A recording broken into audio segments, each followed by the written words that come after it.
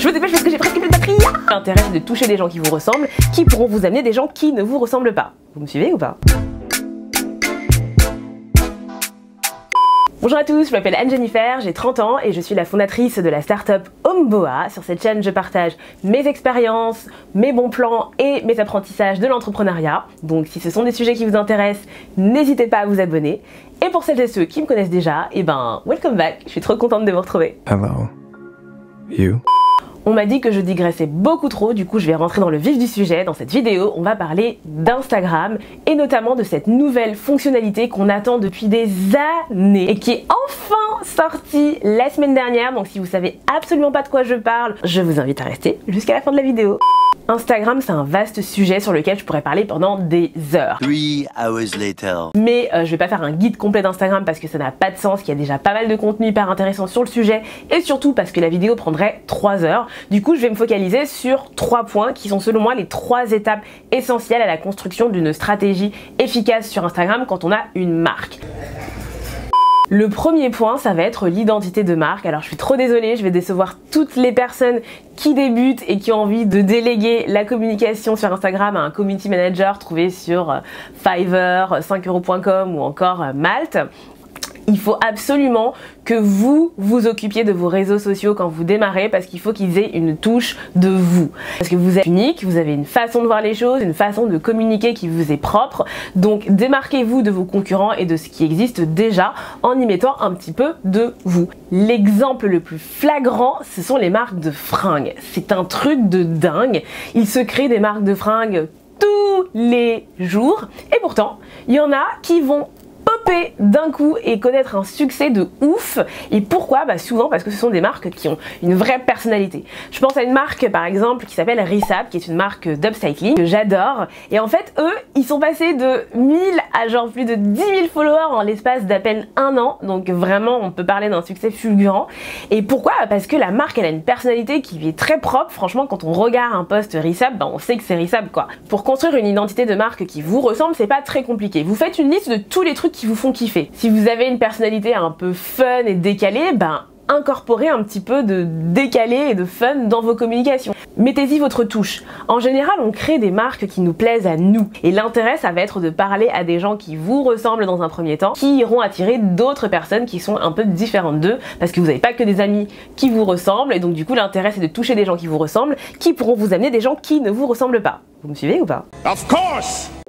Le deuxième point, c'est de créer une vraie communauté. Je parle de vraie communauté parce qu'avant, on était dans cette espèce de course aux followers où c'était à la mode d'avoir 5, 10, 50, 100, 150, 200, 1 million de followers. Enfin bref, l'objectif c'était d'avoir le plus de followers possible. Mais les choses ont légèrement changé avec l'arrivée du Trust Score et le fait que l'algorithme Instagram prenne plutôt en compte le taux d'engagement et les interactions qui peuvent être faites avec tous les contenus que vous postez. Donc l'intérêt, ça va plus être d'avoir une énorme communauté, mais d'avoir une communauté qui interagit avec vos posts. Donc choyez votre communauté, essayez d'interagir au maximum avec eux en utilisant toutes les fonctionnalités qu'Instagram met à votre disposition. Je vous donne un exemple qui a très bien marché chez nous, c'est les quiz du mercredi. Tous les mercredis, généralement le mercredi matin, on donne rendez-vous à notre communauté pour un quiz autour de différents pays du monde. L'objectif c'est d'apprendre des choses un petit peu sympas de façon hyper ludique. Au départ ça a mis un peu de temps à s'installer et au fur et à mesure la communauté comprend que tous les mercredis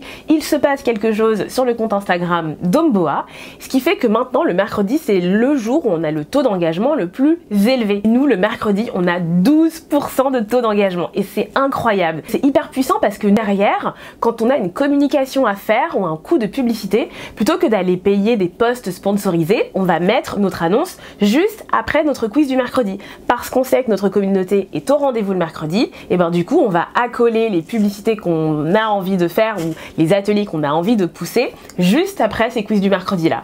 Et en général ça fonctionne assez bien. Donc du coup faites un petit peu comme nous, installez des routines. Ça peut être, je sais pas moi, tous les lundis vous partagez un retour client.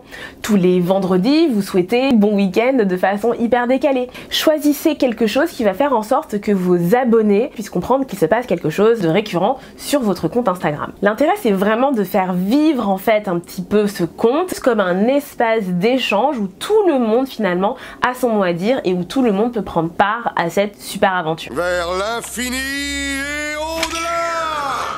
Le dernier point, ce sont les outils. Je vais vous partager 4 outils qui me semblent être les plus importants à avoir si vous voulez gagner en productivité sur Instagram. Le premier outil, ça va être les banques d'images gratuites. Quand on commence sur Instagram, souvent quand on a juste une idée, on n'a pas de contenu en fait à poster. Du coup, moi je vous conseille 2 logiciels, un logiciel qui s'appelle Pixel et un logiciel qui s'appelle Unsplash, qui vont vous permettre d'avoir des photos hyper qualitatives et surtout libres de droit. Et pour ajouter votre petite touche, je vous recommande l'outil qu'on ne présente plus mais qui me semble être indispensable quand on veut se lancer sur Instagram en tant qu'entreprise, c'est Canva. Franchement, Canva, c'est la vie. Un grand merci à Mélanie Perkins pour avoir créé ce super outil. Vous avez la version gratuite et la version payante. Très honnêtement, je vous recommande de prendre la version gratuite, elle est très bien. Quand vous allez être un petit peu à l'aise avec l'outil, vous pouvez passer à la version payante. Moi, j'ai une version payante, non pas parce que je l'ai choisie, mais plus parce que j'ai oublié de résilier les 30 jours d'essai, donc du coup, ils m'ont facturé, donc je suis...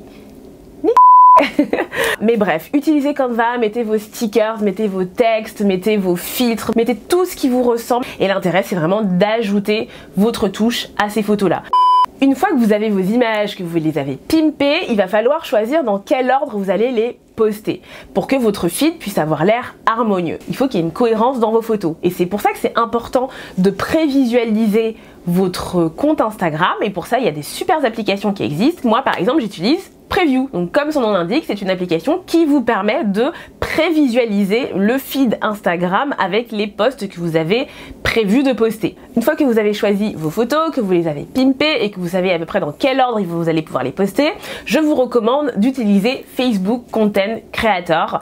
Alors pareil, c'est un outil qu'on ne présente plus. Si jamais vous n'en avez jamais entendu parler ou que vous ne savez pas l'utiliser, que vous avez envie d'avoir un petit tutoriel où je vous montre comment j'utilise cette plateforme pour mon contenu Instagram, n'hésitez pas à me le mettre en commentaire.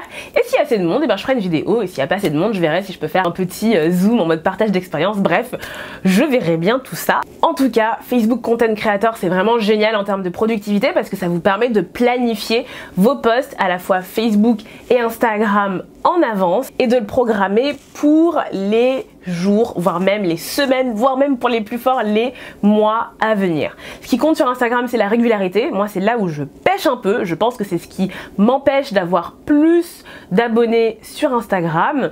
Mais si vous êtes vraiment rigoureux et que vous faites cet exercice de planifier vos posts en avance, et ben, il n'y a plus d'excuses et franchement, il n'y a aucune raison que votre nombre d'abonnés n'augmente pas. Mais qu'est-ce qui se passe? Tu as changé, je ne te reconnais pas! Et enfin, le moment qu'on attendait tous depuis des années, c'est cette fameuse nouvelle fonctionnalité Instagram, qui est sortie, il me semble, le 21 octobre dernier, en tout cas c'était la semaine dernière. Désormais, on peut poster une vidéo Instagram directement depuis son navigateur. Et ça, c'est génial parce que c'était pas du tout possible avant. Ça veut dire que pour toutes les personnes qui travaillent leur contenu sur ordinateur, n'auront plus à faire des transferts pour se les envoyer sur son téléphone et ensuite les poster. On pourra le faire directement depuis le navigateur et ça, c'est quand même ultra cool. Voilà, j'espère que cette vidéo vous a plu. Si c'est le cas, n'hésitez pas à vous abonner et à la partager aux personnes qui seraient susceptibles d'être intéressées. Je vous souhaite de passer une belle semaine et je vous retrouve mardi prochain pour une nouvelle vidéo. Salut!